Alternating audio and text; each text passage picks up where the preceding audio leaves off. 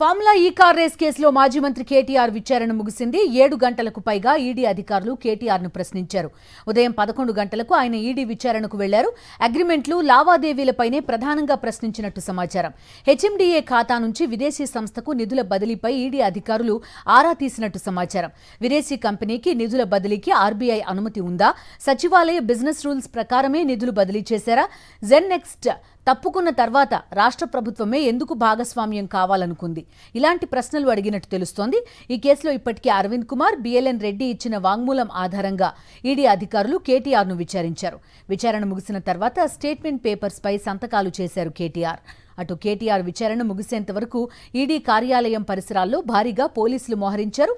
ఎలాంటి అవాంఛనీయ ఘటనలు జరగకుండా రోప్ పార్టీ బృందాలు బందోబస్తు చేపట్టాయి. అటు ఈ ఫార్ములా కార్ రేస్ కి సంబంధించి తాను ఎలాంటి తప్పు చేయలేదని మాజీ మంత్రి కేటీఆర్ స్పష్టం చేశారు. ఈడీ విచారణ తర్వాత బయటకు వచ్చిన కేటీఆర్ మీడియాతో మాట్లాడారు.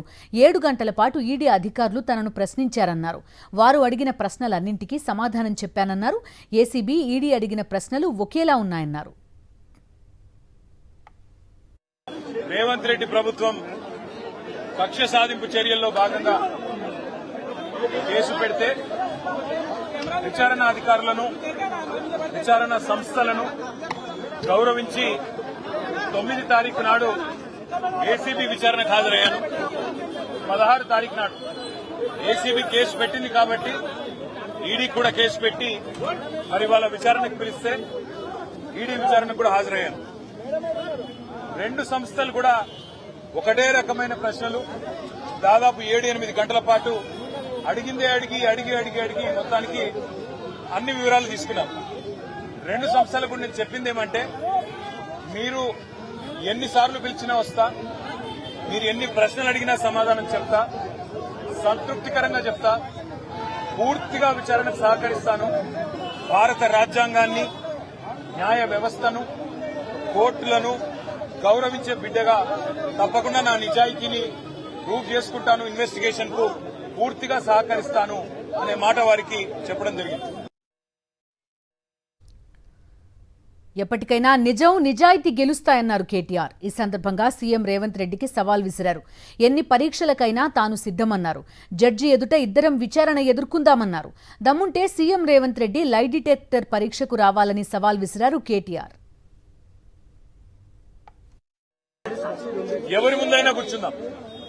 మీ మీద ఏసీబీ కేసు ఉంది, నా మీద ఏసీబీ కేసు ఉంది. నీ మీద ఈడీ ఛార్జ్ షీట్ చేసింది, నా మీద ఈడీ విచారణ జరుగుతున్నది. మీరు మొత్తం ఈ టీవీలు అన్ని ఉన్నాయి కదా, మొత్తం మీడియా ఉంది కదా, లైవ్ టీవీ పెట్టండి. నేను రేవంత్ రెడ్డి గారు ఇద్దరం కూర్చుంటాం న్యాయమూర్తి ముంగట.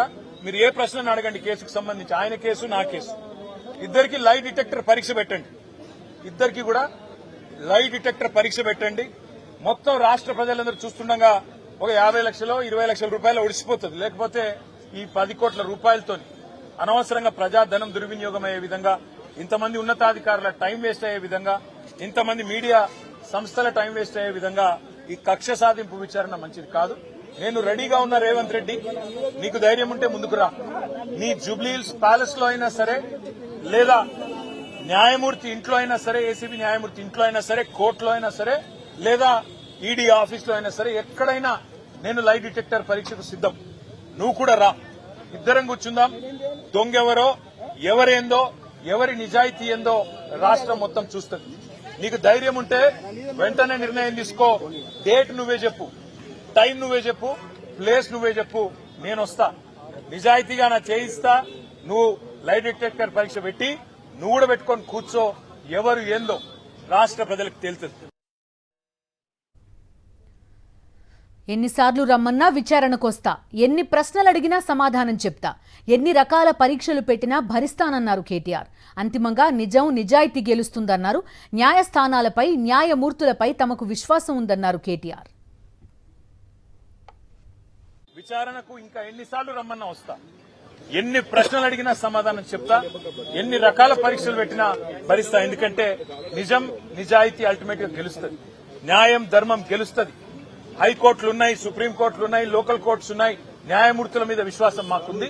ముమ్మాటికి ఈ రోజు కాకపోతే ఇంకో 4 రోజులకు వాస్తవాలు ప్రజలకు తెలుస్తాయి. తప్పకుండా న్యాయం గెలుస్తుందనే విశ్వాసం నాకుంది. మనం తప్పు చేయలేదు, తప్పు చేయబోము. ఎట్టి పరిస్థితుల్లో ఇంత అరపైసా అవినీతి కూడా జరగలేదు. అదే మాట 8 గంటలు వాళ్ళు అడిగినా, అదే మాట చెప్పినా, తప్పు చేసింటే రుజువు చేయండి, ఏ శిక్ష వేసినా సిద్దమని చెప్పి కూడా వారికి చెప్పిన.